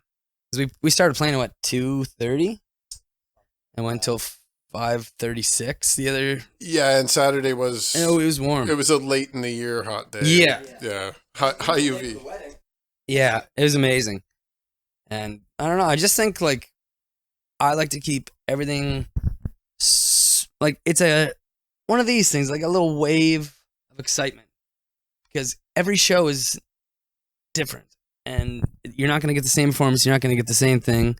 We're on stage, and I'll get a kick in the ass from John. Or I'm playing a guitar solo, and he's come to hit my strings. One day we were playing, and he broke a string on me as I'm playing.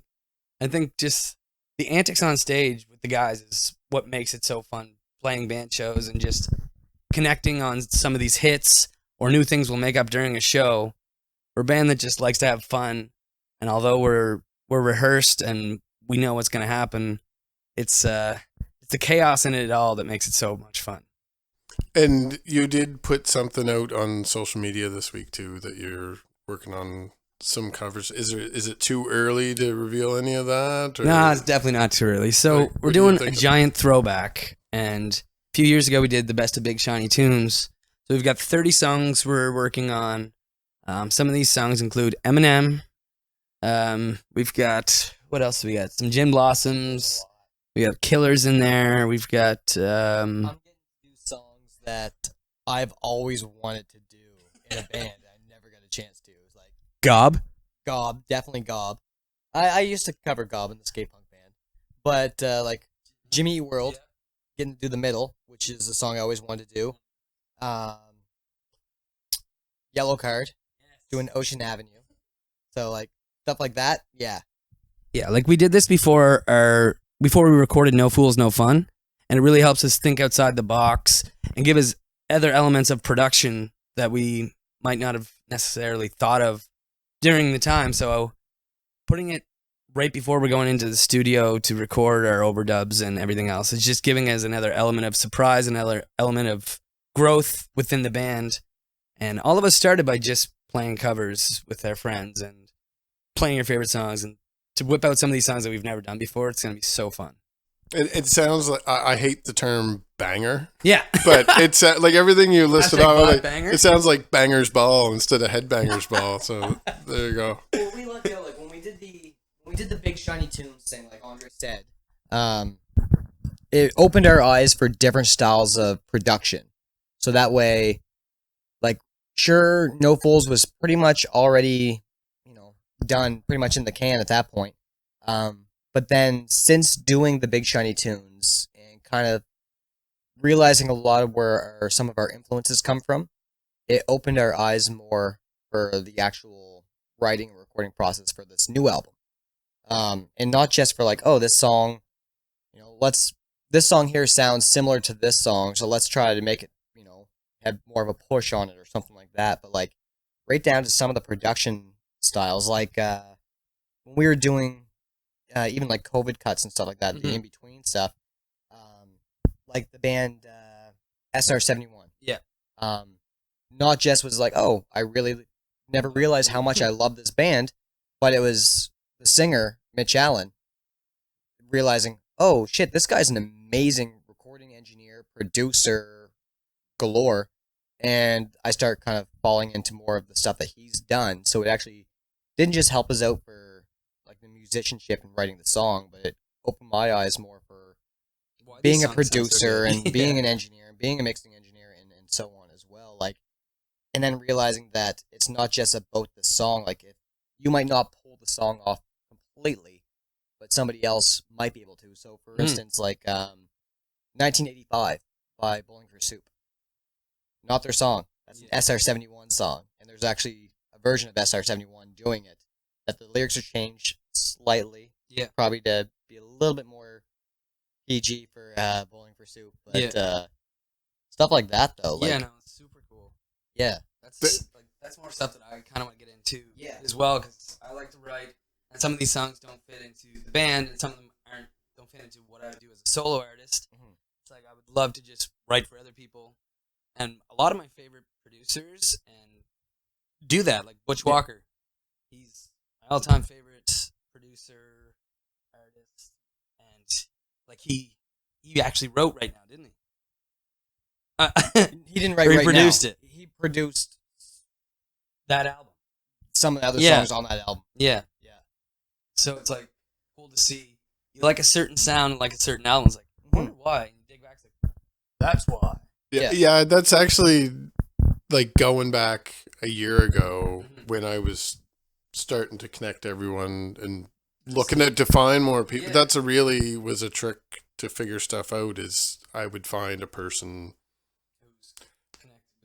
AJ Bootley or somebody, that if you go and look his name up and go and see what he's worked on and follow him back to when he was just playing in different people's bands and then start following it spiders out to like every band in Halifax, and then like the band Old Blood, Trevor D'Souza, he has his own stuff that he does, like Bryson Gunn from Kids Losing Sleep. Like as soon as you see what they're doing in the background, you're like, oh, they're producing for like half a dozen other cool bands. And you start to see the little clusters. Yeah, once you get so into it, it's like there's nothing else.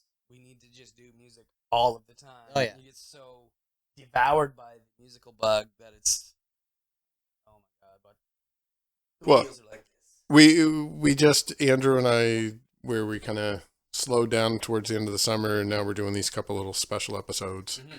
I was going back and looking at some things getting into the fall, like some of the stuff from Music Nova Scotia and Music PEI and Cape Breton music. I'm way behind on new stuff in the East Coast, but I have a bi-weekly podcast that just talks about East Coast music. It's changing so quick though. That's the thing. Like there's still like even like when we were waiting to see like where we're playing for Music Week and stuff like that, there's a lot of bands that I'm like, who are these people? I've never heard of like half of these artists. So I started looking them up, and a lot of them are really good, and it's cool because you can like, and there's a lot of younger artists now, which is really great too. Which I haven't seen a younger artist like boom like this in a while. I think it's like when I was talking to Bruce Gillis, I mentioned that the Town Heroes out of the list for this, the rock recording of the year, because I did all 5 years on this episode. But they're obviously the seasoned veterans of that list of 5. But even Mike and Bruce, he just called you guys old. Yeah, I did. We acknowledge it. Everyone's seen it already at this point. So you guys are probably the next. We're also old. We haven't been around that long. No, but comparatively to your point with all the new bands, is like I know of June Body and Safeword mostly because of the podcast. Like I would have knew a single or two when they had stuff out throughout the year. But I mostly was aware of them because I was out looking for bands. Which is great that everybody's in the same running, but they are newer bands.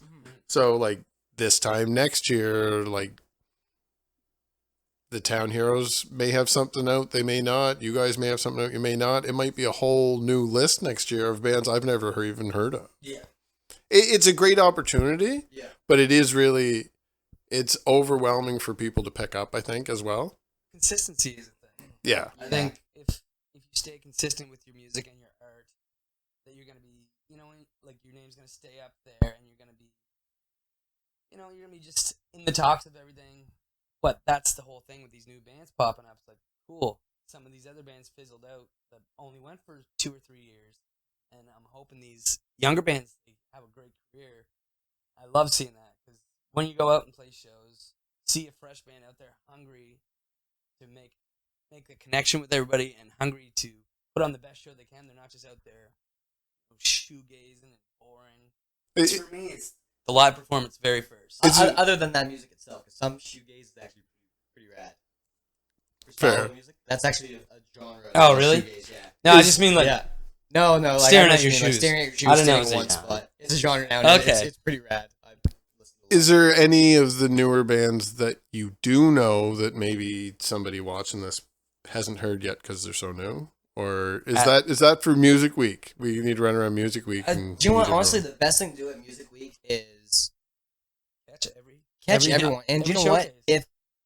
Support the bands that are hungry.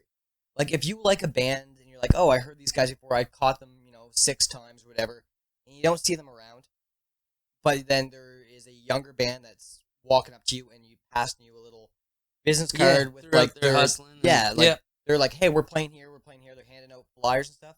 Go see that band because those are the bands that are hungry, and like, not to sound like egotistic dickhead or anything like that, but like when you're watching these bands, when you're old geezers like we're getting up there to do now, like just me, you can tell what bands are going to last. Yeah. Because of that. Yeah. It doesn't matter if a band is on stage and they sound phenomenal. If they're, just played an amazing set and then their gear is packed up and they're gone before they talk to anybody, not really going to last around that long. No. Yeah, the hunger, there's a hustle. You see the hustle with the hunger. That's how you can identify the hunger because you see them putting it. Yeah. Exactly. Yeah, I think that's the most important thing is connect with your audience and have genuine fans. Because you see people on Spotify saying they have so many monthly listeners or so many streams. Half of that is bought and all fake. And for us, we've got such a consistent fan base and one of the most loyal fan bases. And you know who's listening to your stuff. You know who's commenting. We see everybody who's liking our posts and buying our merch. And that is the key to it all, to create your genuine fan base and interact with them and know them. Get the backstories. Because the reason why they're supporting you is they see something in themselves they liked or that they were missing. And we filled a void with them. Absolutely. So we don't know who won yet. We won't know until November. Were you guys up for anything else in the other categories? No. But you are going to be playing at a separate place, so now I definitely have to make at least one other stage. I have the one show with the other 4, and then I have to go see you guys, but I have plenty of time to get there. So. Yeah. I did look it up to see, like, that's what I was doing there on my phone, trying to see who else we were playing with and stuff like that. And we are playing with some different buds and stuff of ours. Like Roxy's playing a few. Cool. That's for us. Roxy and the Underground Soul Sound. So I don't want to be like, oh yeah, check out this band and this band, this band. Like, definitely go out and fill your own tastes. But if you're around, go see Roxy. It's one of the highlights of every single Music Week for me is watching Roxy and her crew. I wouldn't have seen them since probably when they first started or something. I'm aware of them. Yeah. And there's a few New Glasgow connections in that band. Yeah, I believe so. See, I don't know the whole crew that well. Like, I first met Roxy. You guys knew her a lot longer than I have.